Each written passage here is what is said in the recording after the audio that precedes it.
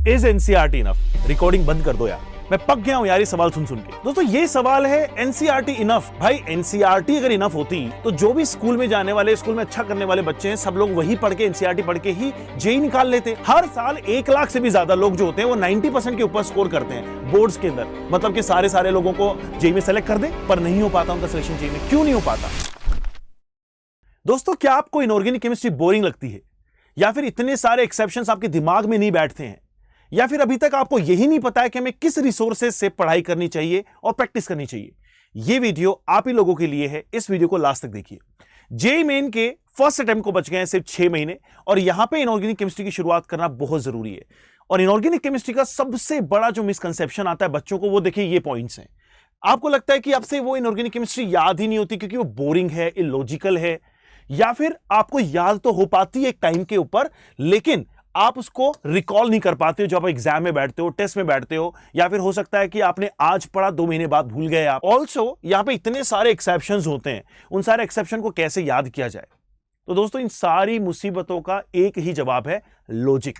अगर आप किसी भी चीज के पीछे लॉजिक ढूंढेंगे ना, तो डेफिनेटली आपका इंटरेस्ट भी बिल्ड होगा और साथ ही में वो चीज आपके दिमाग में छप जाएगी जो कि आपके एग्जाम में हेल्प करने वाली है। So guys, this is how we can defeat this fight कि इनऑर्गेनिक केमिस्ट्री के हर टॉपिक के पीछे की अगर आप लॉजिक ढूंढेंगे कि क्यों है, क्या है और कैसे है, तब आपको पता चल जाएगा। आपको मैं एक एग्जांपल से समझाता हूं। देखिए ये मॉडर्न पीरियोडिक टेबल जो होती है ना, इसकी सारी की सारी पीरियोडिक प्रॉपर्टीज को अगर आप लर्न करना चाहें, बहुत डिफिकल्ट लगता है, लेकिन सारी की सारी प्रॉपर्टीज का एक कॉमन जो बेसिकली फंडा है वो है Z इफेक्टिव न्यूक्लियर चार्ज। इसका वेरिएशन और इसकी प्रॉपर्टीज अगर आपने जान ली तो आप सारी की सारी पीरियोडिक प्रॉपर्टीज को इसके टर्म्स में एक्सप्लेन कर सकते हैं। तो इसी तरह से दोस्तों लॉजिक को ढूंढना बहुत जरूरी है। अगर आप लॉजिकली जाएंगे इनऑर्गेनिक केमिस्ट्री में तो डेफिनेटली आपका इंटरेस्ट भी बिल्ड होगा और साथ ही साथ में आप स्कोर भी अच्छा कर पाएंगे। दोस्तों इनऑर्गेनिक केमिस्ट्री सारे सेगमेंट्स की मैं बात करूं, केमिस्ट्री के ही नहीं, पूरे इंटायर मैथमेटिक्स एंड फिजिक्स को कंसीडर करते हुए, तो पेपर का सबसे इजी पार्ट होता है इनऑर्गेनिक केमिस्ट्री। यहां पे ना कोई मैथमेटिकल कैलकुलेशन लगती है, ना कोई डेरिवेशन लगती है। यहां पे सिंपली अगर आपको पता है तो आप आंसर कर पाओगे, नहीं पता है तो नहीं कर पाओगे। तो इसीलिए सबसे फास्टेस्ट ये सब्जेक्ट है, सबसे कम समय में ये हो जाता है, इसलिए आप समय बचा सकते हो बाकी के सब्जेक्ट्स के बचे हुए सवालों के लिए। सो फ्रेंड्स, अब बात करते हैं कि हमारा अपडेटेड सिलेबस क्या है, बुक्स क्या है और कौन से रिसोर्सेस पे हमें फोकस करना चाहिए। तो दोस्तों ये हैं वो सारे चैप्टर्स जो आप लोगों के एग्जाम में पूछे जाने वाले हैं। Periodic classification of elements, P block, chemical bonding, DNF block, coordination compound, practical inorganic chemistry जहां पे कैटायन एंड एनायन का बाइफर्केशन, उनका क्लासिफिकेशन पूछा जाता है ग्रुप वाइज। साथ ही में कुछ ऐसे इंपॉर्टेंट मैन्युफैक्चरिंग कंपाउंड्स की होती है जिनको पढ़ना हमारे लिए बहुत जरूरी है। ये सारे टॉपिक आपको कवर करने ही पड़ेंगे। अब बात आती है एक बहुत ही वियर्ड से सवाल के ऊपर, इज एनसीईआरटी इनफ? रिकॉर्डिंग बंद कर दो यार, मैं पक गया हूं यार ये सवाल सुन सुन के। दोस्तों ये सवाल है एनसीईआरटी इनफ? भाई एनसीईआरटी अगर इनफ होती तो जो भी स्कूल में जाने वाले, स्कूल में अच्छा करने वाले बच्चे हैं, सब लोग वही पढ़ के, एनसीईआरटी पढ़ के ही जेईई निकाल लेते। हर साल 1 लाख से भी ज्यादा लोग जो होते हैं वो 90% के ऊपर स्कोर करते हैं बोर्ड्स के अंदर। मतलब कि सारे लोगों को जेईई में सेलेक्ट कर दे, पर नहीं हो पाता उनका सिलेक्शन जेईई में। क्यों नहीं हो पाता? क्योंकि बस यही बात है कि एनसीईआरटी इनफ नहीं है। इसका सिंपल सा आंसर है नो, इनफ नहीं है। एनसीईआरटी की बेसिक लाइन दे देगी आपको, सिलेबस का आइडिया दे देगी आपको, टॉपिक्स को आपको क्लैरिटी दे देगी कि हाँ ये टॉपिक आपको कवर करने, लेकिन उनको इन डेप्थ करना, उसके ऊपर प्रॉपर प्रैक्टिस करने के लिए आपको रेफरेंस किताब की जरूरत पड़ेगी ही पड़ेगी। लिख के ले लीजिए। ये बात कुछ ऐसी है दोस्तों, जैसे कि अगर मैं बोलूं कि मुझे ए से लेकर जेड तक के सारे अल्फाबेट आते हैं, इसका मतलब ये नहीं है कि मुझे पूरी इंग्लिश की ग्रामर आती है। आपको उसी तरह से एनसीईआरटी को एक बेस बनाते हुए डेफिनेटली एनसीईआरटी लगानी है, एनसीईआरटी के क्वेश्चंस करने हैं, लेकिन मुझे एक रेफरेंस किताब चाहिए जो हर दिन लेक्चर के बाद में मेरी प्रैक्टिस करवाए। कौन सी प्रैक्टिस? दोस्तों आप जब भी लेक्चर अटेंड करते हैं, चाहे आप अनअकैडमी जेईई के यूट्यूब चैनल से कर रहे हो, चाहे आप अपने कोचिंग जा रहे हो, वहां के नोट्स और जो मटेरियल आपको प्रोवाइड किए जाते हैं वो इनफ है।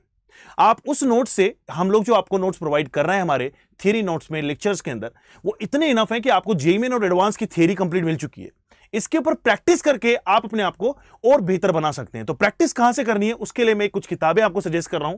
हालांकि अगर आपके पास में खुद के ऑन मटेरियल्स हैं जिन कोचिंग से आप पढ़ रहे हो, या फिर आपके पास में ऑलरेडी कुछ और रेफरेंस किताबें हैं, that also you can follow. लेकिन मेरे लिए जो बेस्ट सजेस्टेड किताब मुझे लगती है आईओसी के ऊपर प्रैक्टिस के लिए, ये है वीके जायसवाल, और इसके लेवल 1 के सवाल आपके जेईई मेन के लिए बहुत ही अच्छे सवाल है। उसके अलावा डॉक्टर ओपी टंडन की बुक आती है इनऑर्गेनिक केमिस्ट्री की। एनसीईआरटी को थोड़ा डिटेल में समझने के लिए, लाइन बाय लाइन के लिए क्वेश्चंस जानने के लिए आप उसका फिंगरप्रिंट और एग्जाम्पलर ट्राई कर सकते हैं। यस, अब जानते हैं हम लोग कि जेईई मेन में कौन से चैप्टर के ऊपर ज्यादा फोकस करें। तो ये सवाल बड़ा ही इनएडिक्वेट है। सबसे पहली बात, 2024 में जो सिलेबस का रिडक्शन हुआ है उसमें आईओसी के अंदर टोटल मिला के अब 5-6 चैप्टर ही बच जाए। इन 5-6 चैप्टर्स के अंदर भी अगर हम लोग कुछ इंपोर्टेंट चैप्टर ढूंढेंगे तो ये बहुत ही नाइंसाफी होगी। दोस्तों, जेईई एडवांस के अंदर आते हैं 17 से 18 क्वेश्चन पिछले कुछ सालों से, और मेंस के अंदर आते हैं 30 क्वेश्चन, और उन 30 में से आपको 25 करने होते हैं। यानी सीधी सीधी बात है कि सर ज्यादा नंबर ऑफ क्वेश्चंस आ रहे हैं मेंस के अंदर, वो भी कम नंबर ऑफ चैप्टर में से। तो ये जाहिर सी बात है कि हर एक चैप्टर की इंपॉर्टेंस बहुत ज्यादा है, एक भी चैप्टर स्किप नहीं करा जा सकता। लेकिन कुछ चैप्टर ऐसे होते हैं जैसे कि मॉडर्न पीरियोडिक क्लासिफिकेशन या फिर केमिकल बॉन्डिंग, ये आपके बेसिक रूट चैप्टर है, इनसे आपकी कंप्लीट इनऑर्गेनिक केमिस्ट्री अच्छी बनेगी, तो इनको हम लोग सबसे प्रायोरिटी पढ़ते चलेंगे। अब बात करते हैं सर कि वो अल्टीमेट ब्रह्मास्त्र, अल्टीमेट रिसोर्स क्या है जिसकी वजह से हम लोग अपनी इस केमिस्ट्री को अच्छा कर सकते हैं, बनाए रख सकते हैं। तो दोस्तों, उसके लिए आपको क्या करना पड़ता है, रिपीटेडली चीजों को रिवाइज करना पड़ेगा। इनऑर्गेनिक केमिस्ट्री हमारे दादी नानी के जमाने की कहानियों की तरह है कि उनको हम लोगों ने इतने अच्छे से सुना, फ्रिक्वेंटली सुना, कि आज भी हमारे दिमाग में वो सेट है, याद है हमें सारा। दोस्तों, इसी तरह से इनऑर्गेनिक केमिस्ट्री को भी आपको रिपीटेडली पढ़ना पड़ता है। मैं ये नहीं कह रहा कि एक ही चैप्टर को बार बार पढ़ो, नहीं, लेकिन उसी चैप्टर से रिलेटेड, जैसे मॉडर्न पीरियोडिक टेबल से related S block, P block, DNF block, जब ब्लॉक केमिस्ट्री करते हैं तो कंटिन्यूअस प्रैक्टिस हमें रिक्वायर्ड होती है। अगर आप कंटिन्यूटी मेंटेन रखेंगे तो डेफिनेटली आपको इनऑर्गेनिक केमिस्ट्री याद रहेगी। अब बात करते हैं कि वो कौन कौन सी चीजें जो हम लोग करके ये चीजें इफेक्टिवली हमारी स्टडी में इंप्लीमेंट कर सकते हैं। नंबर 1 है, शॉर्ट नोट्स बनाना शुरू कर दीजिए। शॉर्ट नोट्स के अंदर हर एक चीज को टेबुलर फॉर्म में लिखो, क्योंकि दोस्तों जो इलस्ट्रेशंस, डायग्राम्स होते हैं वो हमारा दिमाग ज्यादा फास्ट कैप्चर करता है रादर देन कि सिर्फ थ्योरी लिखी हो। तो शॉर्ट नोट्स कैसे बनाइए, इफेक्टिव नोट्स बनाइए, साथ ही में उसको अपनी भाषा में लिखें दोस्तों, और उसमें कुछ इस तरह का विजुअल इंगेजिंग डालें। यानी कि आप किसी भी पर्टिकुलर अगर किसी भी चीज को आप एक्सप्लेन करना चाहते हो, कोई डिफरेंशिएशन मेंशन करना चाहते हो, तो उसको आप प्रॉपरली एक टेबुलर फॉर्म में लिखें, एक चार्ट बना लीजिए, एक कनेक्टिविटी बना लीजिए, एक फ्लो चार्ट तैयार कर लीजिए। इससे आपको बेहतर समझ में आएंगे कॉन्सेप्ट और आपके याद भी रहेंगे। देन मैंने बताया कि हर वीक आपको उसको रिवाइज करना होता है, एवरी वीक आपको पढ़ाई करनी पड़ेगी। एक छोटा सा गैप भी, 1 महीने 2 महीने का गैप भी इनऑर्गेनिक केमिस्ट्री को हमें हीरो से जीरो पे ला सकता है। तो इसलिए definitely keep on revising everything. और दोस्तों, ये था हमारे आज का मोटिवेशन। आई होप कि आपको सबको पसंद आया होगा। ये वीडियो जितना ज्यादा अपने फ्रेंड से शेयर कर सकते हैं, अपने आप से सर्कल में शेयर करना है जरूर कीजिए, और अपने हर एक फ्रेंड को और खुद को तैयार कीजिए जेईई मेन के इस मिशन के लिए। अगर आपको यही पढ़ाई दोस्तों हमारे साथ में करनी है, आपको डेडिकेटेडली हर दिन लेक्चर चाहिए, हमारी पर्सनल मेंटोरशिप चाहिए, तो we are providing you 25% off till July 13। दोस्तों, यूज कीजिए मेरा कोड CSA सर, जिसको यूज करने के बाद में हमारे सारे जो ईयरली, 2 ईयरली और क्वार्टर जो 6 मंथ्स का कोर्स है वो आपको बहुत ही नॉमिनल प्राइस में मिलेगा, जैसे कि 4999, 7999 एंड 14999। इसके अलावा हमारा एक नया बैच शुरू हो रहा है जुलाई 10 से। इसमें इनरोल करने के लिए आज ही यूज कर लीजिए CSA सर, और आपको 1 ईयर का ये कोर्स बहुत ही नॉमिनल प्राइस में अवेलेबल हो जाएगा। 12वीं और ड्रॉपर्स के लिए भी एक नया बैच लॉन्च हो रहा है जुलाई 12 से, और 11वीं क्लास के बच्चों के लिए जुलाई 13 से एक नया बैच शुरू हो रहा है। तो दोस्तों, इसमें इनरोल करने के लिए आपको कोड पता है क्या यूज करना है, अभी जल्दी से कर लीजिए। और अगर आप लोगों को टेस्ट सीरीज में पार्टिसिपेट करना है तो we are having total 29 test of JEE Main, and this is available only in 999। इसी तरह से जेईई मेन्स एंड एडवांस के टोटल मिला के ये टेस्ट आपके रहेंगे साल भर के। 19 टेस्ट एडवांस के हो रहे हैं और 22 टेस्ट मेंस के मिलेंगे आपको 1999 के अंदर।